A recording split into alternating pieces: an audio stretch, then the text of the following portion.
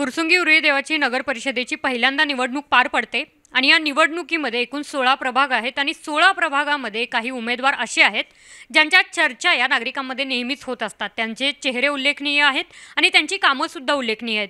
अशाच एका उमेदवाराशी आपण चर्चा करणार आहोत. त्याचबरोबर त्या उमेदवारांच्या सोबत असलेले त्यांचे मोठे बंधू आणि त्यांचे सहकारी पक्षाचे पदाधिकारी यांच्यासोबत आपण चर्चा करणार आहोत. आपण आहोत आता प्रभाग क्रमांक 13 मध्ये.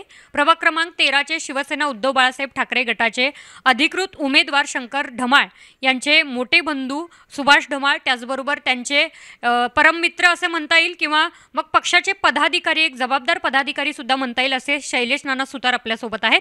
यांच्याशी आपण बातचीत करणार आहोत. सर्वप्रथम मला त्यांचे मोठे बंधू सुभाष ढमाळ यांच्याशी काही चर्चा करायची आहे. सर्वप्रथम तर तुम्हा तिघांचं सुद्धा स्टार महाराष्ट्र न्यूजमध्ये सहर्ष स्वागत. दादा, मला पहिला प्रश्न तुम्हाला असेल, तुमचे छोटे बंधू निवडणूक रिंगणामध्ये उतरलेले आहेत आणि हा महाराष्ट्राच्या राजकारणाचा इतिहासच म्हणावा लागेल की प्रत्येक मोठा बंधू छोट्या बंधूच्या पाठीमागे उभा राहतो आणि निवडणूक त्यावरती बरेचपैकी अवलंबून असते. आता तुमच्या घरातून सुद्धा शिवसेना उद्धव बाळासाहेब ठाकरे गटातून शंकरदादा उभा आहेत आणि त्यांची जबाबदारी ही तुमच्या पाठीमागे आहे, कारण समाजात एक ओळखीचा चेहरा म्हणून तुम्हाला ओळखलं जातं आणि लोक हे सुद्धा बोलतात की तुम्ही त्यांच्या पाठीमागे खंबीरपणे उभे आहात म्हणून ते हे निवडणूक रिंगणामध्ये उतरलेले आहेत. तुमचा एक आधार त्यांना आहे. तर ही जी निवडणूक तुम्ही पार पडता एक जबाबदार बंधू म्हणून किंवा मग राजकारणाचा सुद्धा तुम्हाला एक चांगला अनुभव आहे, घरातून एक चांगला वारसा मिळालेला आहे, तर या जबाबदारीबद्दल आणि भावाच्या या पूर्ण राजकीय कारकिर्दीबद्दल तुम्ही काय सांगाल? गेले 20 वर्ष झालं आमचे चुलते रामदास ढमाळ हे ग्रामपंचायत सदस्य होते. त्यांनी प्रभागाचा विकास केला, रस्ते केले, पाणी त्यावेळेस पाण्याचा पण प्रश्न मिटवला होता, अजून पण आहे चालू. त्याच्यानंतरनं त्यांनी रोडचा, लाईटचा, पाण्याचा सगळा विषय मार्गी लावला होता. त्यांच्याकडे बघून की तेव्हापासून आमच्या राजकारणाची सुरुवात झाली. त्यावेळेस तेव्हापासून आमच्याला घरात वगैरे राजकारणाची ही गोडी निर्माण झाली की लोकांची सेवा करावी, लोकांचे प्रश्न मार्गी लावावे. हे आमच्या घराने प्रत्येक वेळेस केलेलं आहे. आता सांगायचं म्हणलं ते गेली एक 10-12 वर्ष झालं, 15 वर्ष झालं प्रभागातले रस्त्यात पूर्ण खड्डे आहेत. रस्ते जे केले ते 10-12 वर्षापूर्वी अजून त्याच्यावर डांबरीकरण झालं नाही किंवा सिमेंट कॉन्क्रिटीकरण झालं नाही आहे. त्याच्यानंतर स्ट्रीट लाईट झालं. स्ट्रीट लाईट कुठे आहेत, कुठे नाही आहेत, कुठे अंधार आहे असा विषय. कचऱ्याचं झालं.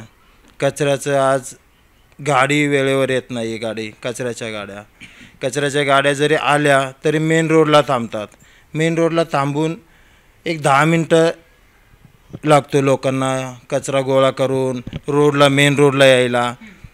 त्याच्यानंतर कचरा वगैरे त्या कचऱ्याचं झालं. अशा बऱ्याच समस्या आहेत. या सगळ्या समस्या सोडवण्यासाठी एकतर नगरसेवक तुम्हाला निवडून आणावं लागेल आणि आत्ता तुमच्या बंधूंच्या पाठीमागे तुम्ही आहातच, प्रचार देखील करताय, पण नागरिकांच्या मधून, मतदारांच्या मधून प्रतिक्रिया कशा पद्धतीच्या येतात तुम्हाला? आता प्रतिक्रिया अशा येतात की नागरिकांना असं वाटतं की एक जुने जे राजकारणी होते त्यांनी थोडेसे लक्ष दिलं नाही प्रभागामध्ये. थोडंसं एक नवीन चेहरा म्हणून शंकर ढमाळला बघतात, असं की त्याला भरघोष मतांनी निवडून देतील पण लोक.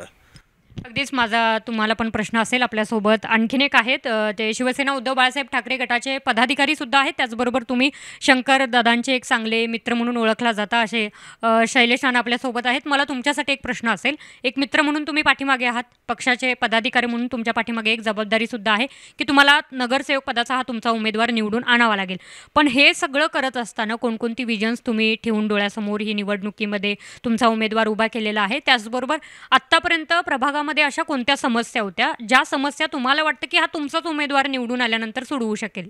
पहिले तर तुम्हाला असं व्यवस्थित सविस्तर असं सांगायचं आहे की आमचा उमेदवार पहिला हा तर एकतर शिक्षित आहे, की ज्या व्यक्तीला शिक्षितपणाचा खरंच अनुभव आहे. आपले विरोधक जर बघितले तर त्यांचं शिक्षणाच्या बाबतीतचा पहिली अडचण जास्ती आहे. जर शिक्षितच नसेल तर ते विचार वरच्या लेवलच्या होण्याचा काही विषय त्याच्यामध्ये येत नाही. त्यामुळं हा विषय असा आहे की शिक्षित झाला की त्याच्यामागं जे बेरोजगारी वाढलेली आहे आपल्या इथं ते पहिली क्लिअर होईल. त्याच्यानंतरनं पाण्याचा प्रश्न जो महिला आत्ता ज्या पाण्यासाठी वन आत्ता आमच्या इथं जवळजवळ अर्धा किलोमीटर जाते ते पाईपलाईन येऊन आणि 8 दिवसांनी पाणी येऊनसुद्धा विरोधक त्यांना असे बोलतात की तुम्ही आम्हाला मतदान केलं तर तुम्हाला वेळेवर टँकर येईल, तुम्ही आम्हाला जर मतदान केलं तर तुम्हाला लाईट येईल वेळेवरती. चुकून जर आम्ही त्यांना काही गोष्टी सांगायला गेलो तर ते विरोधक त्यांना येऊन तिथं दमदाटीचं राजकारण, ह्या सगळ्या गोष्टींना कुठंतरी आळा बसावा. आणि त्याच्यानंतरनं शंकरभाऊ डामळे यांच्यामार्फत जर नगरसेवक पद जर त्यांच्या पदरी पडलं तर हे 100% तिथं ह्या गोष्टीला सगळ्या गोष्टीतून हे लोक नागरिक मुक्त होणार आहेत.